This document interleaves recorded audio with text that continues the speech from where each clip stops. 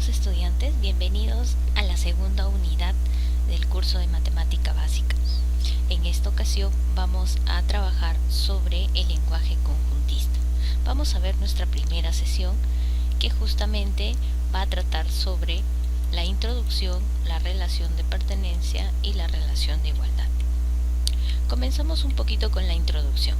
El interés en los conjuntos se debe tanto al papel que representan en las matemáticas como a su utilidad en la modelización e investigación de problemas en la informática, donde se encuentran aplicaciones en áreas tales como la inteligencia artificial, la base de datos y lenguajes de programación.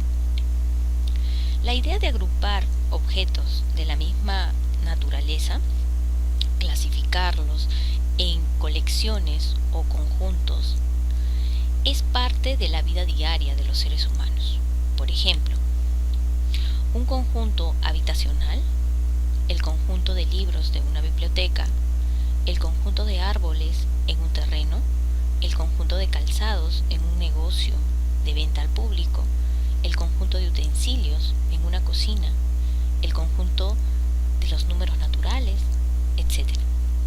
En todos estos ejemplos se utiliza la palabra conjunto como un grupo de objetos. Podemos también hablar sobre los términos primitivos. Los términos primitivos son los primeros que se dan en el desarrollo de una teoría sin definición. Pueden ser de diferente naturaleza: elementos, conjuntos, relaciones, operaciones, etc., cuya naturaleza no queda especificada de antemano. A los términos primitivos, por ser no definidos, se los representa por variables. Veamos, en nuestro desarrollo intuitivo de la teoría de los conjuntos se consideran como términos primitivos a los siguientes. Por ejemplo, cuando hablamos de conjunto, que lo podemos denotar con una letra mayúscula. Cuando hablamos de elementos, que lo podemos denotar con una letra minúscula. Y en este caso podemos hablar también de la relación de pertenencia, y aquí también tenemos su notación.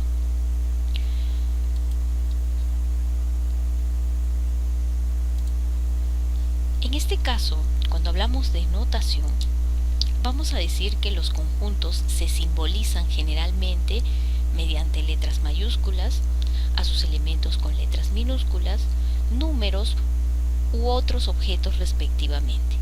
Entonces, justamente esos símbolos que utilizamos para nombrar a los conjuntos, y sus elementos, a eso le vamos a llamar notación. Veamos entonces, un conjunto está formado de objetos llamados sus elementos, y la relación básica entre un conjunto y un objeto del conjunto es la relación de pertenencia. Así, por ejemplo, el conjunto A, cuyos elementos son los números impares consecutivos 1, 3, 5, 7, 9, 11 y 13, se denota de la siguiente manera. Podemos visualizar en pantalla que tenemos al conjunto A, lo estamos nombrando, ¿no es cierto?, con la letra mayúscula, y estamos abriendo llaves para nombrar al conjunto y a los elementos del conjunto, que justamente van a ser los números impares consecutivos, ¿no es cierto?, que me están mencionando hace un instante. Entonces, esta es la forma de cómo yo voy a representar el conjunto. En el siguiente punto nos hablan de la relación de pertenencia y no pertenencia. Cuando un objeto X es uno de los elementos que compone al conjunto A, diremos que X pertenece al conjunto A, y lo podemos escribir de esta manera: X pertenece al conjunto A. El símbolo que estamos observando aquí se lee pertenece a. También vamos a tener el caso contrario al que acabamos de mencionar.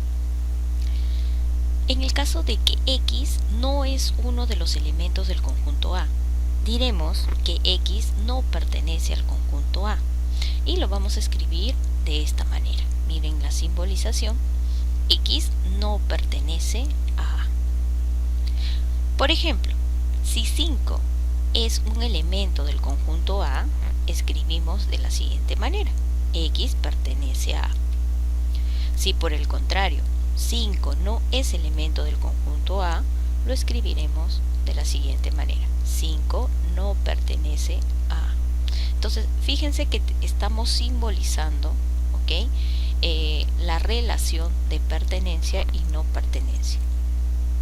Por otro lado, podemos decir, si A representa un conjunto y X representa un elemento de ese conjunto, entonces el enunciado vendría a ser que X es un elemento de A. Se considera como una proposición. Tenemos una nota importante aquí en esta parte que vamos a mencionar. Decimos, usaremos la notación A de esta manera, ¿no es cierto?, enunciando nuestro conjunto para representar el conjunto A, cuyos elementos son los objetos A, B, C, etc.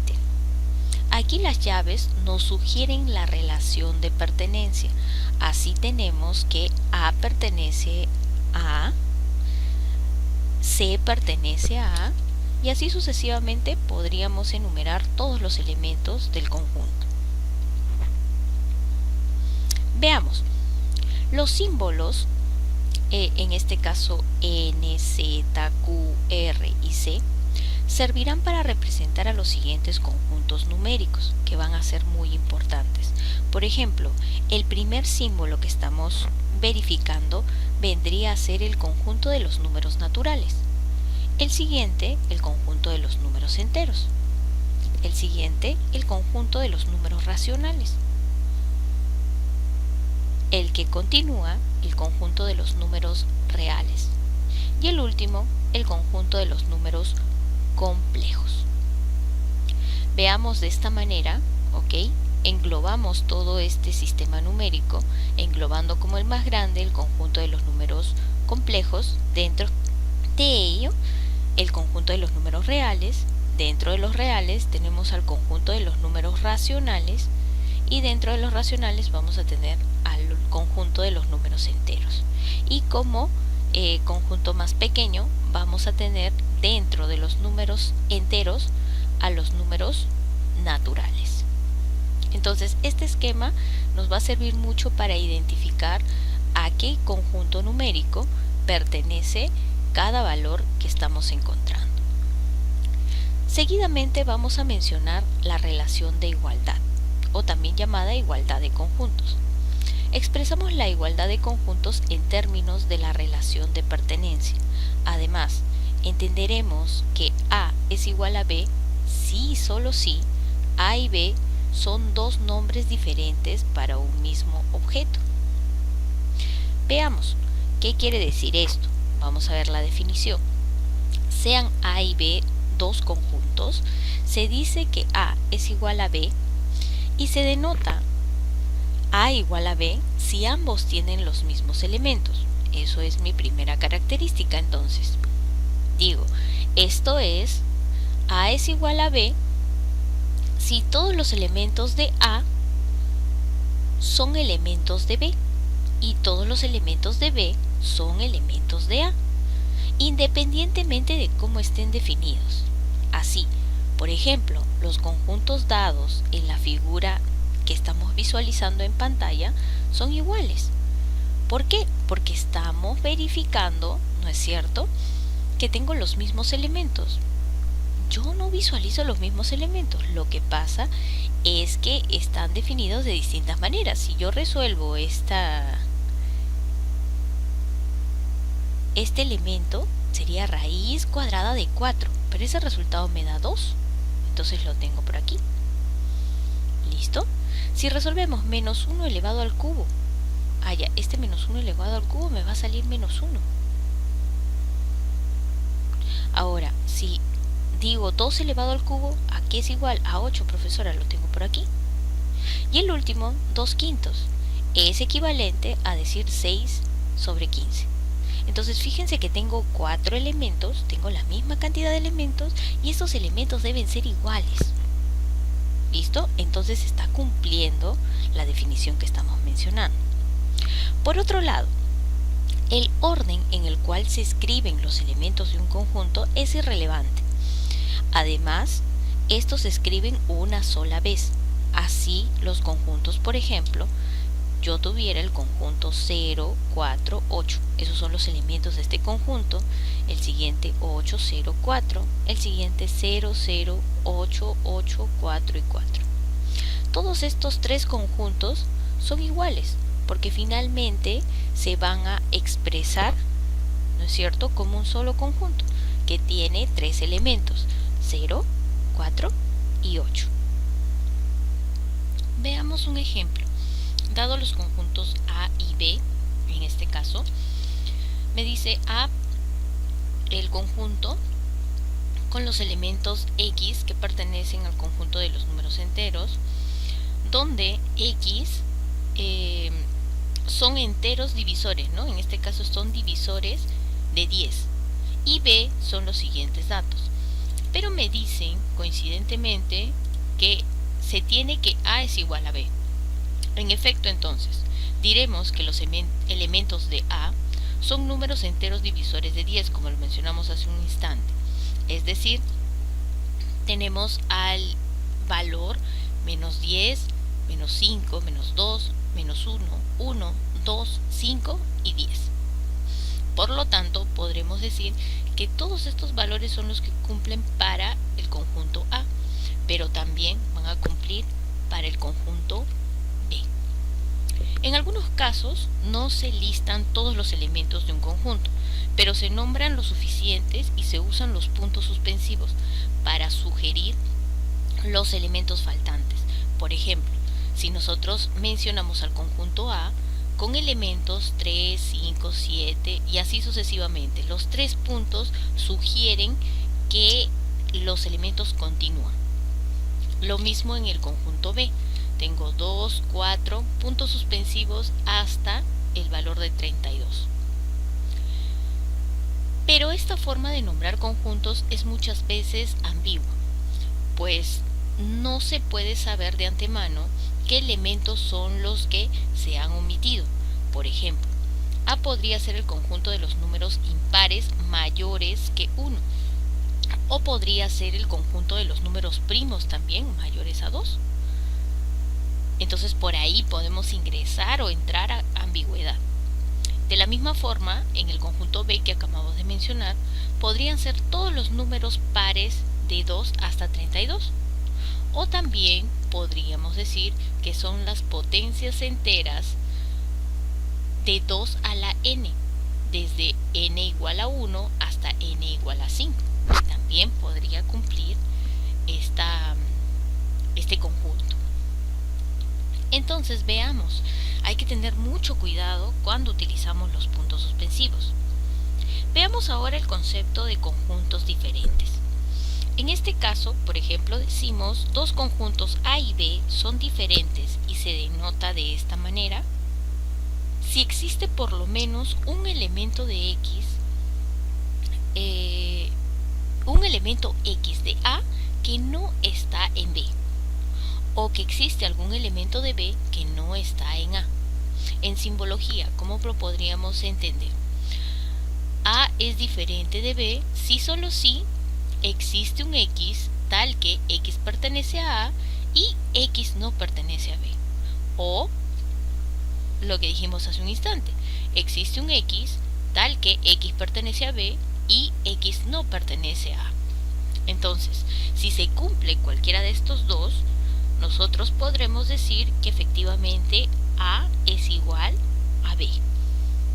Los gráficos siguientes nos sugieren la relación de conjuntos diferentes. Veamos, por ejemplo, aquí tenemos al conjunto A y estamos enumerando a cierta cantidad de personas, ¿no es cierto? Y aquí tenemos a un conjunto B y tenemos a otro conjunto de personas que no necesariamente tienen que ser iguales.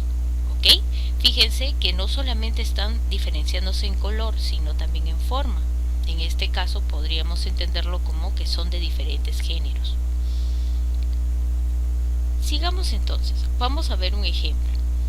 Si los conjuntos A y B, como se mencionan y se visualizan en pantalla, me dicen que son conjuntos diferentes, ya que existe el 7 que pertenece a A, pero el 7 a su vez no pertenece a B. O también podríamos decir que existe que el 5 pertenece a B, pero el 5 no pertenece a A. Entonces, estaría cumpliendo lo que mencionamos hace un ratito. En este caso, decimos que tenemos los conjuntos E y F, cada uno con diferentes elementos. Por eso es que decimos que E y F son conjuntos diferentes. Ahora, si queremos comprobar, podemos verificar, por ejemplo, que el valor de 7 pertenece al conjunto E, pero no pertenece al conjunto F. Y en el caso de F tenemos que el 5 pertenece al conjunto F, pero no pertenece al conjunto E. También podemos visualizar esto gráficamente. Veamos, aquí tenemos el conjunto E y el conjunto F, y podemos visualizar que aparentemente tenemos algunos elementos en común, pero tenemos también al valor de 7 y al valor de 5 que están haciendo la diferencia entre estos dos conjuntos. Por lo tanto, diremos que E es diferente de F.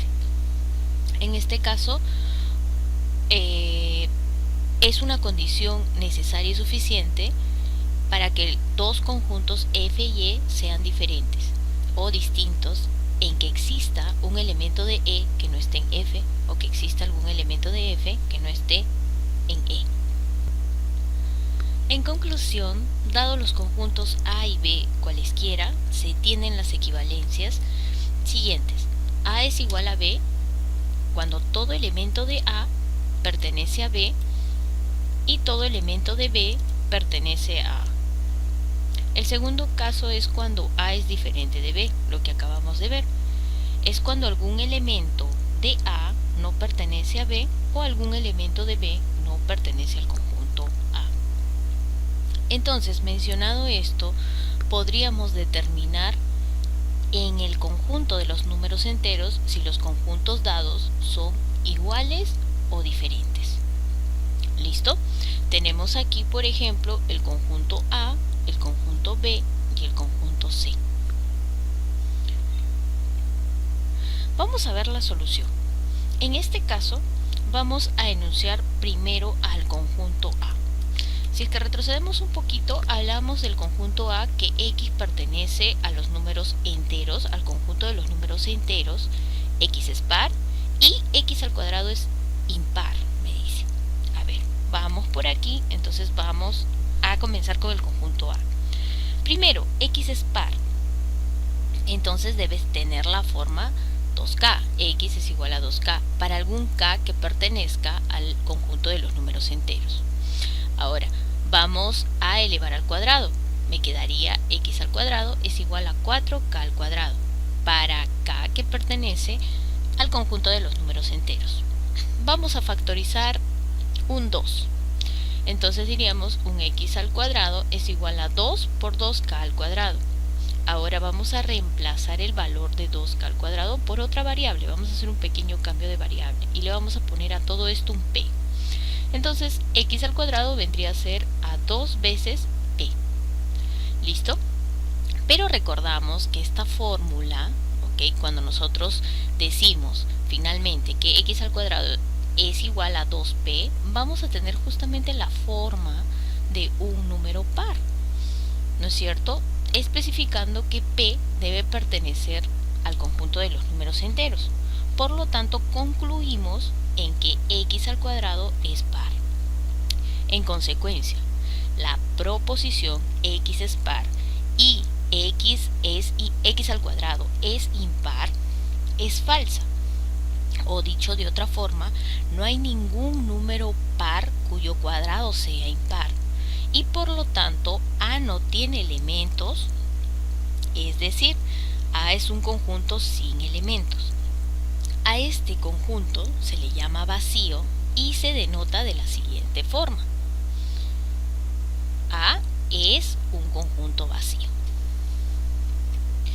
Muy bien, en el caso de B, me mencionan el conjunto donde X pertenece al conjunto de los números enteros, tal que X es par. Entonces nosotros vamos a enunciar que si es que es par debe tener la forma 2z, por ejemplo. Entonces visualizamos esto y decimos que el conjunto B está formado por todos los números enteros pares.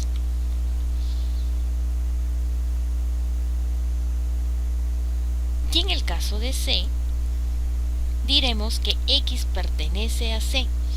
Si solo si, X al cubo menos 6X al cuadrado menos 7X menos 6 es igual a 0. Profe, recordamos un poquito a C por aquí, ¿ya? Para no confundirnos. Miren, en C me está diciendo que ese es el conjunto, ¿no es cierto? Entonces lo que nosotros estamos verificando es los elementos de este conjunto.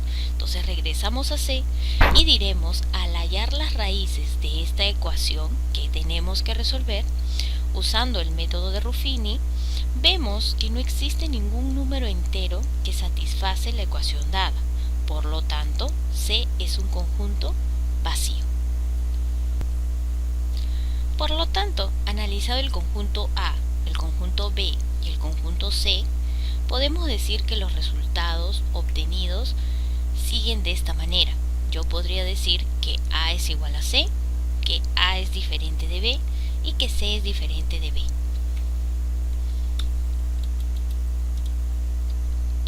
Ahora, vamos a ver algunas propiedades de la igualdad de conjuntos. La relación de igualdad entre conjuntos verifica las siguientes propiedades. Para todo conjunto A, se cumple que A es igual a A. Esto se va a dar cuando nosotros mencionamos la propiedad reflexiva.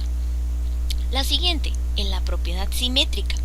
En la propiedad simétrica vamos a ver que para todo conjunto de A y todo conjunto B se va a cumplir. Si A es igual a B, entonces B es igual a A.